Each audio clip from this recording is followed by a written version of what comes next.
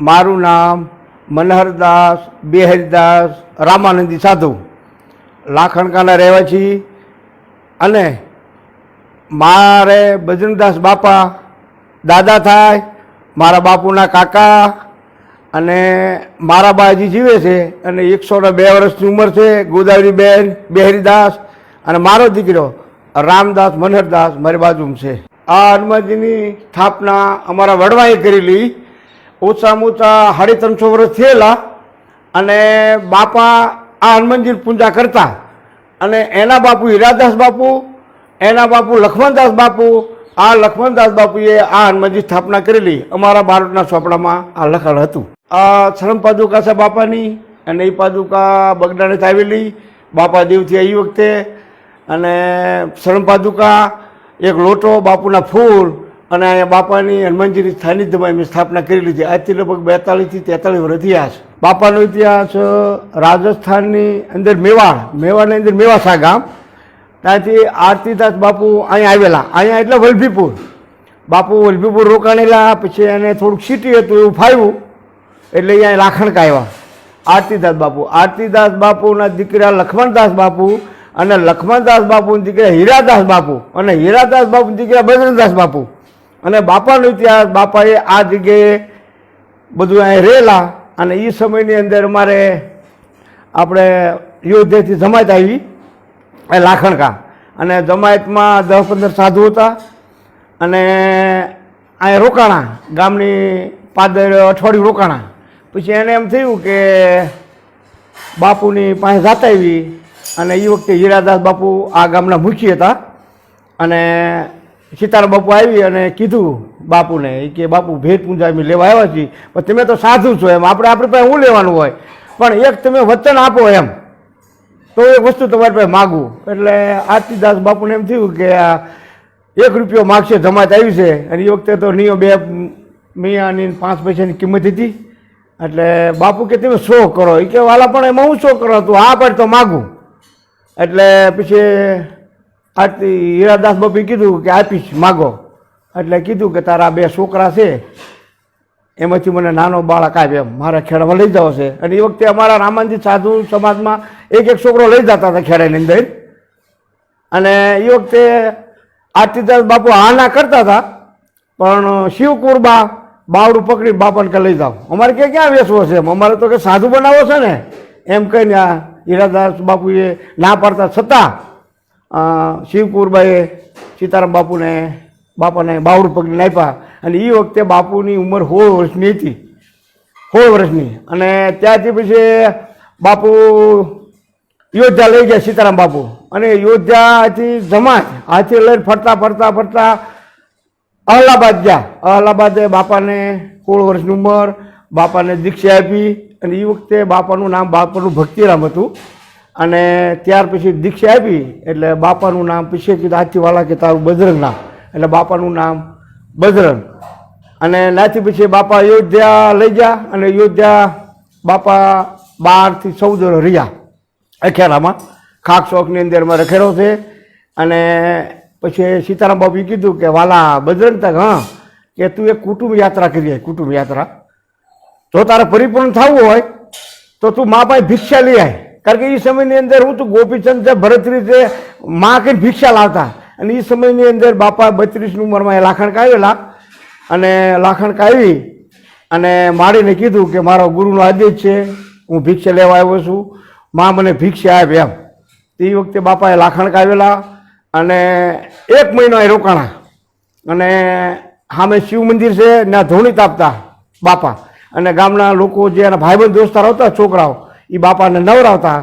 1 મહિનો બાપા રોકાણા. પછી માએ કીધું કે વાલા બોલ હું આપું ભિક્ષામાં. એ કે મા મારા ગુરુનો આદેશ છે, જે તમને સારું લાગે એ આપો. એટલે માએ ભિક્ષાનું પાત્ર ભરી દીધું. અને 32ની ઉંમર હતી બાપાની. અને અહીંથી પાછા ફરતા ટ્રેન દ્વારા અયોધ્યા ગયા. અને અયોધ્યાની અંદર પાછા બાપા અખાડામાં બહુ રહ્યા. અને નાથી પછી બાપાની 40-42 ઉંમર હતી. અને એ વખતે અલ્હાબાદ કુંભનો મેળો હાલે. અને સીતારામ બાપુ કે વાલા આપણે બધા જઈશું મેળામાં. એટલે આખી જમાત અલ્હાબાદ મેળામાં આવી. અને એના પછી કુંભના મેળામાં તો માણસો બહુ હોય. પછી બાપાએ કીધું, એના ગુરુ આવ્યા હતા સીતારામ બાપુ, અને સીતારામ બાપુએ કીધું કે બાપુ આ બધા સાધુ સંતો છે, આ બધા મોટા મોટા મહાત્માઓ છે, રસોઈ આપે તો આપણે કે ન આપીએ કેવી? એટલે સીતારામ બાપુ કે વાલા આપણું કામ નહીં, આપણે તો નાના બાવા કહેવાય એમ કહી તો બાપા બેસી ગયા. ફરીને બરંદા બાપુ બોલ્યા તો બાપાએ કે ધ્યાન નથી. ત્રીજી વાર જ્યારે બાપા બોલ્યા એટલે સીતારામ બાપુએ કીધું ઓલા મહાત્માઓ હતા એટલે કે ઊભા થાવ કે આ બજરંગદાસને કે રસોઈ દેવી છે એ વાત કરી. એટલે 2-3 મહાત્માઓ દિગંબર હતા એ ગયા ઓફિસમાં ના વાત કરી કે ભાઈ અમારા રાવટીમાં આવો અને અમારે કે રસોઈ આપી છે એમ. એટલે એવડે લોકો દાંત કાઢે એમને એમ કે આવું થોડું હોય એમ કે કપડાં જો આ સાધુએ કોઈ પહેર્યા નથી અને રસોઈની વાત કરે, પણ સતાઈને એમ થયું કે આ તો મહાત્મા છે એમ કહે. અને એ લોકો 2-4 જણા અખેડામાં આવ્યા ને અને રાવટીભાઈ બેઠા. અને પછી સીતારામ બાપુએ કીધું એના ગુરુએ એ કે બજરંગદાસ આ આવ્યા છે તું જવાબ આપ. એટલે બાપાએ કીધું વાલા આપણે આ કુંભમાં એમ કે જમણવાર કેટલો પૈસો દેવો પડે એમ. એટલે એ લોકોએ કીધું કે બાપુ આ તમે આટલા પૈસા એમાં જમા કરાવો અમુક એ સમયની અંદર, એમાં પારિવારને જાહેર નાખવાની હોય, કૂતરા રોટલા નાખવાના હોય, સાધુને બધી ભેટ પૂજા પાકી રસોઈ, એમ કે આટલા પૈસા જમા કરાવો. એટલે એ વખતે બાપા તો દિગંબર હતા પણ બાપા એક લાલ જોડી અને છીપો રાખતા એ સમયની અંદર. અને બરંદાસ બાપા એ જોડી લઈ અને જોડી ઠલવી અને એ સમયની અંદર બાપાએ આમ બંડલ કાઢ્યા એમ ઢગલો કર્યો. પછી કીધું ટ્રસ્ટીવાળાને કે વાલા અમે તમારા પૈસા જે રસ્તે થાય લઈ લો અને બીજા પીડ્યા રહેવા દો. એટલે સીતારામ બાપુને ખ્યાલ આવી ગયો કે ઓહો આ તો સારું સીધું પામી ગયું એમ. પછી બીજા દિવસે પાછું ટ્રસ્ટીઓ ભેગા થયા અને વાત કરી એ કે ભાઈ આવતીકાલની રસોઈ એમ કે બજરંગદાસ ગુરુ સીતારામ બાપુ ખાક શોખ અયોધ્યાના મહંતની કાલ રસોઈ છે. એટલે મોટા મોટા મહામંડલેશ્વરો, મોટા મોટા સાધુ સંતો એમથી બજરંગદાસની રસોઈ છે એમ. અને બાપાને ત્યાં રાવટીમાં ગળદી થવા મળી અને બધા દર્શન કરવા મળ્યા. અને ત્યારબાદ 1 મહિનો 7 દિવસ કુંભ હાલ્યો. પછી સીતારામ બાપુએ કીધું એ કે વાલા બજરંગ આવ્યા તો હા બાપુ એ કે એમ કહેતું કે હવે તું મારે કંઈ જરૂર નહીં, મને ખ્યાલ આવી ગયો છે, તું કે આથી સૌરાષ્ટ્રમાં જા અને કોઈ પણ જગ્યાએ તને એમ થાય ના કુટિયા બાંધી ઝૂંપડી બાંધી રહેજે, આજથી મારા આશીર્વાદ છે એમ કહી અને બાપા મુંબઈ, સુરત અને સાર થતા ગારિયાધાર રોકાણા, મહુવા રોકાણા, પાલિતાણા રોકાણા, ભાવનગર રોકાણા. અને બાપાએ પછી બગદાણા પસંદ કર્યું. એ વખતે બાપાની ઉંમર લગભગ ઓછામાં ઓછી 50 ફેટ તો હશે. બાપા જ્યારે બગદાણા ઝૂંપડી બાંધી બાપાની 50 વર્ષની ઉંમર ખરી. કારણ કે આ મારી યતીનો દાખલો મને સાંભળે બધું એટલે હું આ બધી તમને આ વાત કરું છું, બરાબર ને. બાપા જ્યારે બગદાણાની અંદર દેહ છોડ્યો એ વખતે આ લાખણકાની અંદર વહેલા 4 વાગે આખા ગામની અંદર ચંદનનો વરસાદ થયેલો. અને ત્યાર ઉપરાંત અમારું રામજી મંદિર ગામમાં હતું પણ છતાંય એ વખતે આ લાખણકાની જગ્યા ઉપર ઝાલર, નગારું, ટોકરા વાગેલા અને ગામના બધા લોકો આવી અને મારા બાપુને જગાડ્યા અને કીધું કે બાપુ એ ગામમાં રામજી મંદિર પેલા આયા કેમ તમે આરતી કરો છો?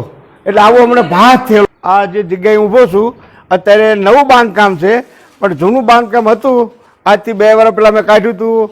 અહીંયા કાચા 3 મકાન હતા, 2 રહેણાંક હતા અને એક રૂમની અંદર રામજી મંદિર હતું.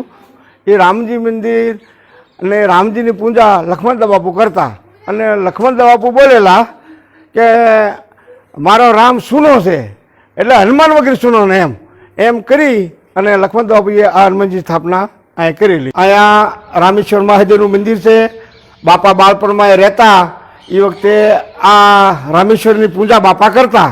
એમ રામાનંદી સાધુ પણ ગ્રહસ્થી સાધુ હતા એટલે લક્ષ્મણદાસ બાપુએ આ કાવ ભૈરવની સ્થાપના કરેલી અને બાપા કાવ ભૈરવના ઉપાસક હતા. જે અહીં ઊભો છું ત્યાં અત્યારે હાલની અંદર વડ છે અને બાપાએ રહેતા બાળપણમાં એ વખતે આ જગ્યાએ કુઈ હતી અને બાપા અહીંયા રહેતા. એ વખતે હું જેવું જગ્યાએ ઊભો છું એ જગ્યા પર બાપા ધૂણી તાપતા અને ગામના જે એના લોકો હતા ભાઈબંધ દોસ્તારો બાપાના એ કુઈમાંથી ડોલે ભરી ભરી અને બાપાને આ જગ્યાએ નવરાવતા બાળપણની અંદર. આ રામજી મંદિર છે, બાપા પૂજા કરતા એ રામજીની મૂર્તિ છે પણ એ વખતે બાપા પૂજા કરતા એ વખતે દેશી નળિયાવાળું હતું રામજી મંદિર અને અત્યારે મેં નવું બનાવ્યું છે અને બાજુમાં બાપાની મૂર્તિ પણ પધરાવી છે અને એની પૂજા અમે કરી.